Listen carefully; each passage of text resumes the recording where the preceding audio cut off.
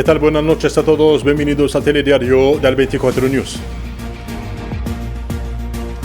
Decenas de mártires heridos en intensos ataques aéreos de la ocupación sionista contra diversas zonas de Gaza. La resistencia palestina confirma que la franja de Gaza ha entrado en la fase de hambruna real. Concluye en Mascate la tercera ronda de negociaciones entre Irán y Estados Unidos sobre el programa nuclear iraní, una ronda calificada de satisfactoria. Y nuevo intercambio de disparos a lo largo de la línea de control entre India y Pakistán. Islamabad advierte y promete una respuesta mesurada y resuelta a cualquier desventura india. Saludos, buenas noches. Iniciamos la edición de este sábado con actualidad en la franja de Gaza, blanco de continuos bombardeos que apuntaron intensamente diferentes localidades del enclave palestino, lo que ocasionó graves destrucciones y decenas de mártires e heridos en la ciudad de Gaza, el centro del enclave palestino, y en Khan Yunis en el sur, después de que la máquina de guerra sionista bombardeara una tienda de campaña que albergaba numerosas familias desplazadas.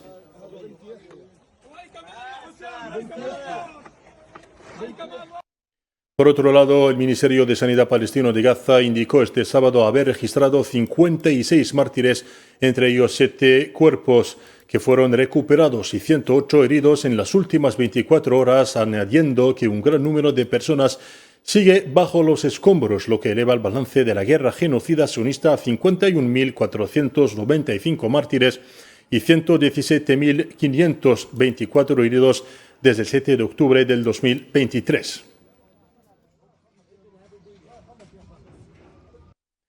Tratándose de la situación alimentaria en la franja de Gaza, el movimiento de resistencia palestina islámica Hamas confirmó este sábado que los habitantes de Gaza han entrado en una etapa de hambruna real debido al bloqueo de entrada de ayuda humanitaria impuesto por las fuerzas de ocupación, de acuerdo con la declaración del Programa Mundial de Alimentos. En un comunicado publicado en Telegram, Hamas advirtió sobre las consecuencias catastróficas de los crímenes sionistas cometidos en el enclave palestino y del impedimento de la entrada de los elementos más básicos de la vida, al tiempo que llamó a la intervención de la comunidad internacional.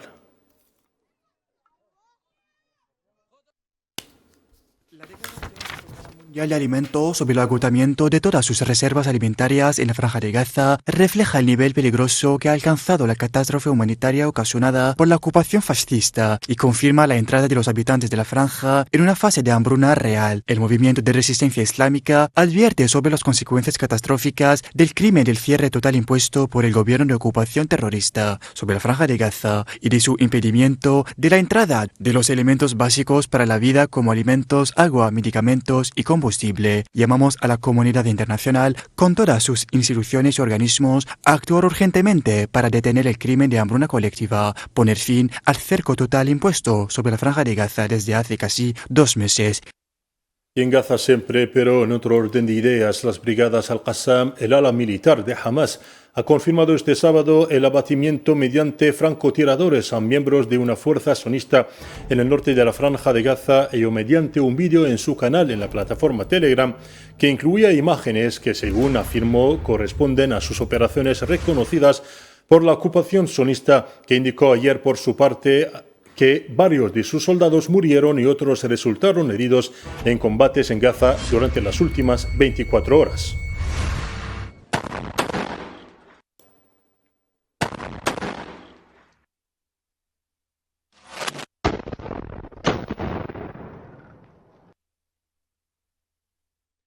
Y el movimiento Hamas expresó también este sábado su apertura a una tregua de larga duración con la ocupación sionista en Gaza, pero sin renunciar a las armas, a cambio de poner fin al genocidio en el enclave palestino, según indicó el asesor de medios de comunicación de la presidencia del movimiento, Tahar al-Nunnu.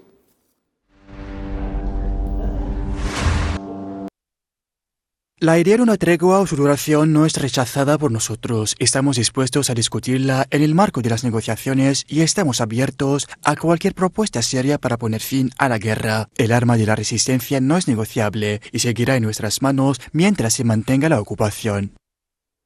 En Marruecos, varias asociaciones locales antinormalización llamaron a intensificar la presión sobre los intereses sionistas en el país y a castigar las empresas locales que colaboran con la ocupación sionista. La líder del movimiento Boicot contra el sionismo, BDS Marruecos, Sumia Bouabdallah, afirmó durante un seminario de solidaridad con el pueblo palestino en Rabat que ha llegado el momento de adaptar y unificar las luchas para cortar el camino a la expansión de la normalización en Marruecos.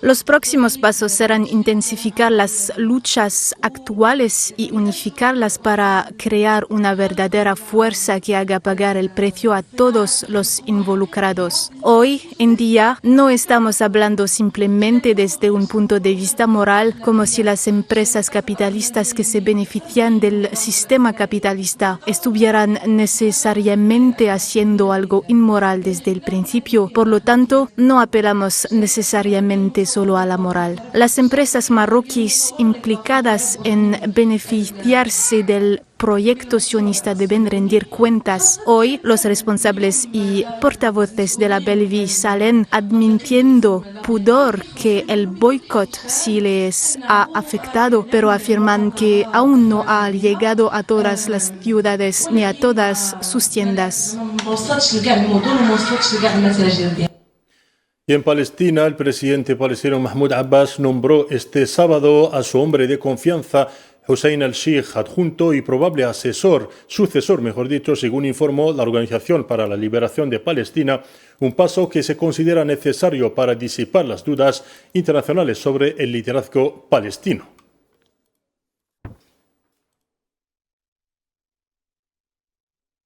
Y giro ahora a la península arábiga, donde el canciller iraní Abbas Araghchi y el enviado del presidente estadounidense Donald Trump para Oriente Medio, Steve Witkoff, han mantenido este sábado en Mascate la tercera ronda de conversaciones de alto nivel sobre el programa nuclear iraní. Al término de las negociaciones de 6 horas, según fuentes locales, Araghchi indicó a la televisión estatal iraní que el proceso y el ritmo de las conversaciones nucleares con Estados Unidos han sido satisfactorios, señalando que todavía hay desacuerdos por resolver.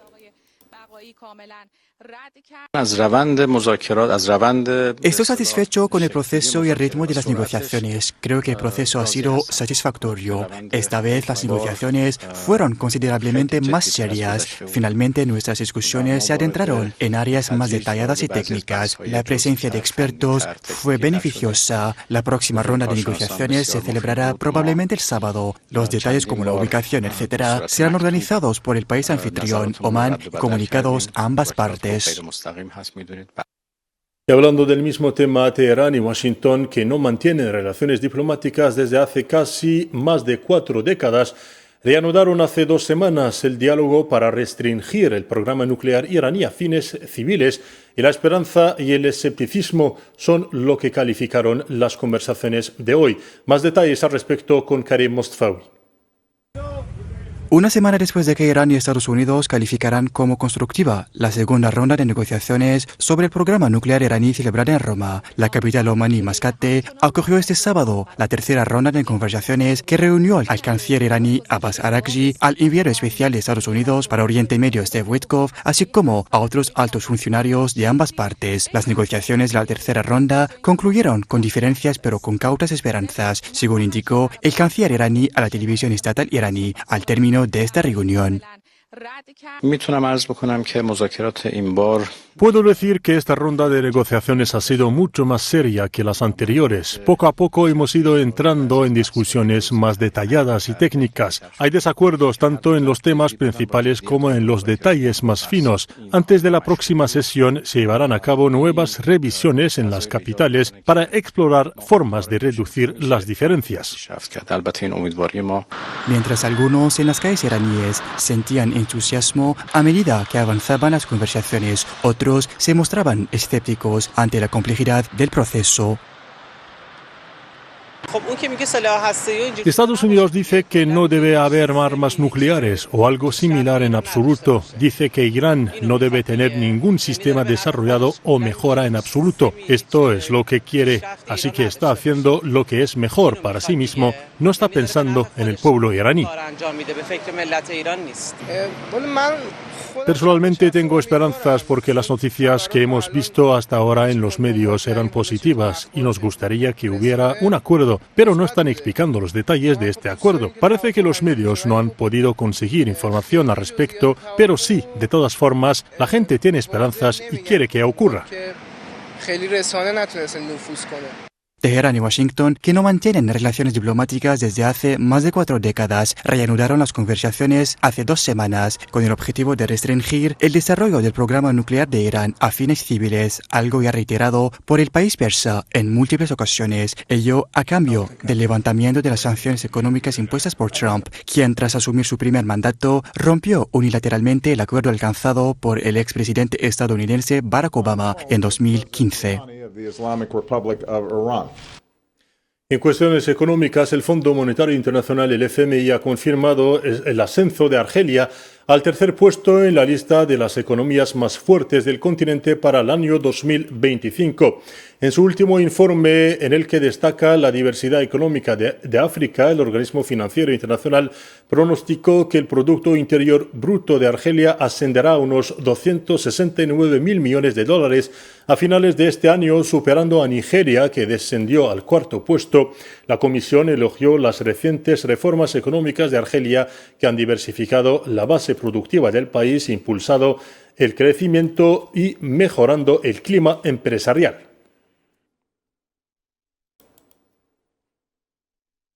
Se ha celebrado este sábado la ceremonia fúnebre del Papa Francisco en la Basílica de San Pedro, en la capital italiana, Roma, en medio de una multitud popular y de un amplio abanico de jefes de Estado, gobiernos y monarcas. Más de 160 delegaciones con jefes de Estado, gobiernos y monarcas participaron en la ceremonia retransmitida en directo a todo el mundo.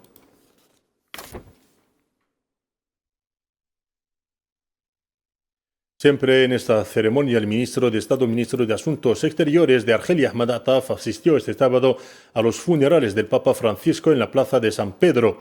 Con este motivo, el ministro Ahmad Attaf reiteró a los representantes vaticanos las sinceras condolencias del presidente argelino Abdelmadjid Tebboune por el fallecimiento del Papa Francisco, cuyo legado humanitario alabó por su dedicación a los valores de fraternidad, ayuda mutua y convivencia entre los pueblos y por su compromiso con los pobres y oprimidos de todo el mundo, según un comunicado de la Cancillería argelina.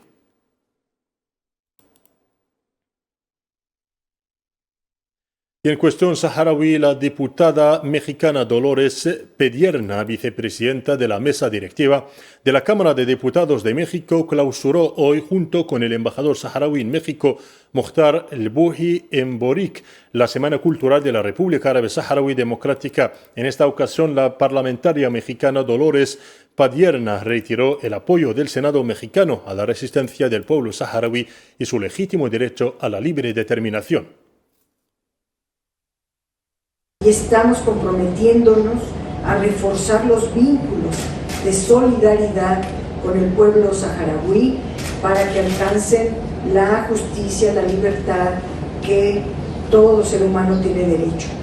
En esta Cámara de Diputados reconocemos que la situación actual del Sahara Occidental sigue siendo un agravio al derecho internacional y reafirmamos nuestro compromiso con los principios de nuestra Carta Magna, de no intervención, de respeto a la autodeterminación de los pueblos y de solución pacífica a los conflictos. Y una solución pacífica es el referéndum. El pueblo de Saharaui siempre será bienvenido, reconocido por nosotras, por nosotros, y en esta Cámara de Diputados tendrá una tribuna para levantar sus demandas de justicia. Siempre con la causa saharaui, la Marcha de la Libertad ha llegado hoy sábado a Cataluña, España, como parte de su ruta hacia la ciudad marroquí de Kenitra para exigir la liberación de los presos políticos saharauis en las cárceles marroquíes encabezados por el grupo de Gdei Mizik. La marcha, encabezada por la activista francesa Claude Mongan, esposa del preso saharaui Naama Asfari, llegó a la región española, concretamente a la ciudad de Girona, y está previsto que continúe por la mayoría de las provincias españolas antes de cruzar a Marruecos hacia la ciudad de Kenitra, destino final.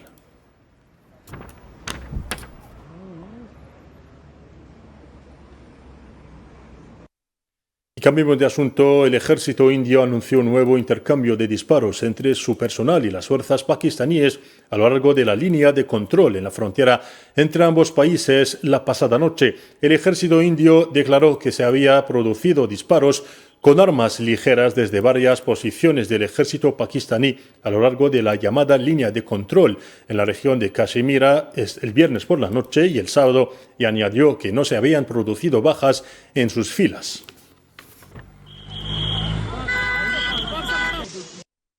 Sobre estas tensiones, el primer ministro pakistaní Shehbaz Sharif lanzó una dura advertencia a la India este sábado mientras se dirigía a un desfile militar en Abbottabad en su primera reacción a la amenaza de la India de impedir que el río Indo fluya hacia Pakistán. La India había dicho que suspendería inmediatamente el tratado sobre las aguas del Indo con Pakistán como parte de las medidas para rebajar los lazos diplomáticos con su vecino después de que militares atacaran a turistas en Cachemira, matando a 26 hombres.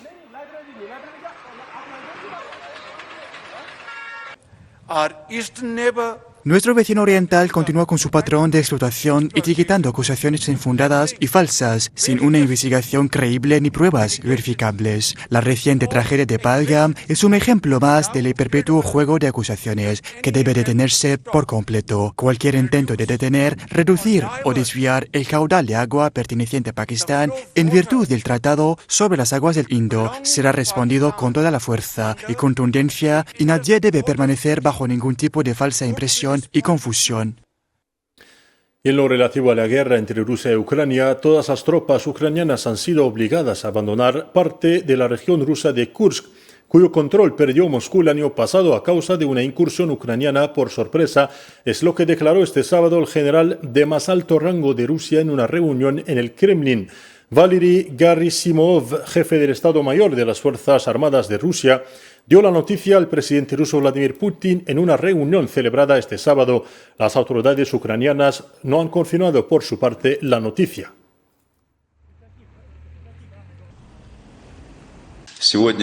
Hoy, el último asentamiento de la región de Kursk, el pueblo de Gornal, ha sido liberado de las unidades ucranianas. Así se ha completado la derrota de las formaciones armadas de las Fuerzas Armadas ucranianas que invadieron la región de Kursk. Los planes del régimen de Kiev para crear una supuesta cabeza de puente estratégica y desbaratar nuestra ofensiva en el Donbass han fracasado. En la misma reunión, el presidente ruso Vladimir Putin felicitó a los soldados y mandos rusos y afirmó que la incursión de Kiev había fracasado por completo.